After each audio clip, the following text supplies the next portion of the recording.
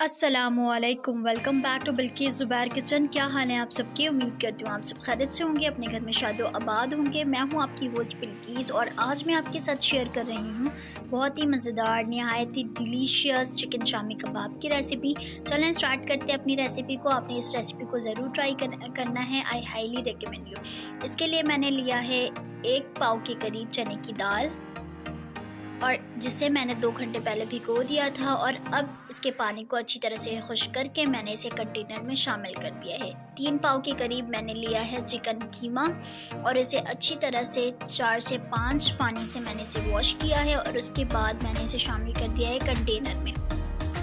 उसके बाद आपने इसमें शामिल करना है 5 से 6 हरी मिर्चें, 2 मीडियम साइज़ के प्याज आपने लेने हैं, और इस तरह से आपने स्लाइसेस में प्याज को कट करना है। बहुत ही मज़ेदार इसकी रेसिपी है चिकन शामी कबाब की। बहुत ही ज़्यादा लोगों को पसंद है, लेकिन बहुत से लोगों को इसको अच्छी तरह से बनाना नहीं आता। तो मेरे स्टाइल में बनाइएगा तो ज़रूर आपको पसंद आएगी शामी कबाब, और आप इसे ज़रूर बहुत ही ज़्यादा इंजॉय करेंगे। 2 मीडियम साइज़ के प्याज आपने इसमें स्लाइसेस में कट करके शामिल कर देना है। हाफ़ टी स्पून मैंने इसमें गरम मसाला पाउडर शामिल किया है।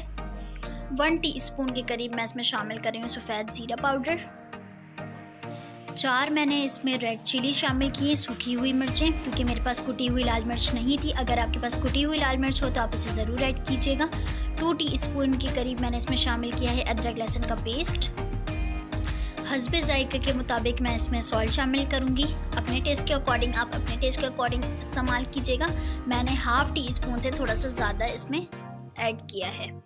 आप मसालों की जहाँ तक के बात है तो आप मसाले अपने अकॉर्डिंग इस्तेमाल किया करें, लेकिन मसाले कम खाया करें, क्योंकि हमें चीज़ें चटपटी तो पसंद है, लेकिन हम अपनी हेल्थ का ख्याल नहीं रखते। तो आपने मसालों का कम इस्तेमाल करना है अपने खानों में। 4 ग्लास के अकॉर्डिंग मैं इसमें पानी शामिल कर रही हूँ, और इस तरह से आपने ढक देना है। तकरीबन इसको खुश्क होने देना अच्छी तरह। तो कीमा जब तक आपका इस तरह से ना हो जाए तो आपने पकाते रहना है। आप देख सकते हैं दाल कितनी अच्छी तरह गल चुके हैं, और चिकन भी बहुत ही ज़्यादा अच्छी तरह गल चुका है। और इस तरह से आप बनाएंगे 3 पाव के करीब के चिकन जो मैंने लिया है उसके शामी कबाब के अकॉर्डिंग। इसकी मेजरमेंट बिल्कुल परफेक्ट है, बिल्कुल ऐसे ही आपने बनाना है। और अब हम इसे करेंगे चॉप्ड। मैं इसे सील में पीस रही हूँ। अगर आप मशीन में पीसना चाहते हो तो आप मशीन में पीसें। ये देखें, मैंने इसे अच्छी तरह से पीस लिया है।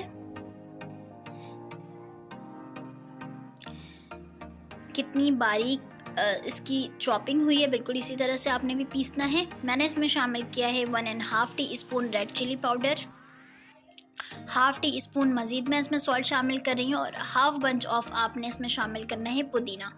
चॉप्ड पुदीना आपने इसमें शामिल करना है। अगर आपको पुदीना ज़्यादा पसंद है तो आप हरा धनिया आपने इसमें शामिल करना है, हाफ़ बंच ऑफ। अगर आपको हरा धनिया ज़्यादा पसंद है तो आप ज़्यादा भी इस्तेमाल कर सकते हैं, अगर कम पसंद है तो आप कम डालें। ये बच्चों के लंच बॉक्स के लिए भी बहुत ही ज़्यादा अच्छा है, बहुत ही ज़्यादा मज़े के लगेंगे वो, और बहुत ही ज़्यादा वो शौक़ से खाएंगे। अगर बच्चों के लिए आप बनाएं तो इसमें मिर्चों का कम इस्तेमाल करें। 1 एग आपने इस तरह से डाल देना है, और इस तरह से अपने हाथों की मदद से बिल्कुल इसे मिक्स कर लेना है।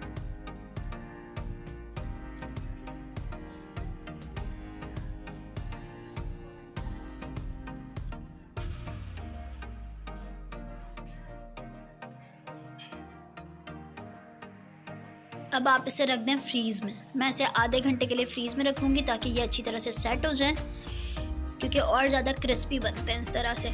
आधे घंटे के बाद मैं इसकी शेप बनाऊँगी इस तरह से।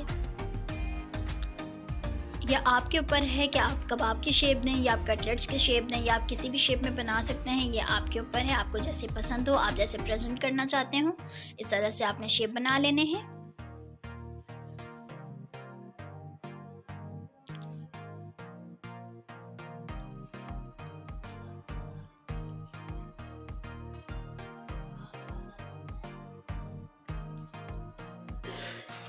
मैंने पूरे कबाब के शेप बना लिए हैं। अब हम चलते हैं अपने फ्राई पैन की जानिब। आपने फ्राई पैन में ऑयल शामिल करना है 2 कप के करीब, और मीडियम गरम ऑयल आपने करना है। ज़्यादा गरम ना हो ऑयल, और ज़्यादा ठंडे भी ना हो, क्योंकि जब ठंडे ऑयल होते हैं तो वो कबाब को क्रिस्पी नहीं करते, और ज़्यादा गर्म होते हैं तो कबाब के जलने का खदशा होता है। इस तरह से आपने शामिल कर देना है, और इस तरह से आपने शामी कबाब को कलर देना है। मैं इसे गोल्डन से थोड़ा सा और डार्क कलर दे रही हूँ क्योंकि ये मुझे ऐसे पसंद है, या आपके ऊपर है, अगर आपको गोल्डन पसंद है तो आप गोल्डन में निकाल लें।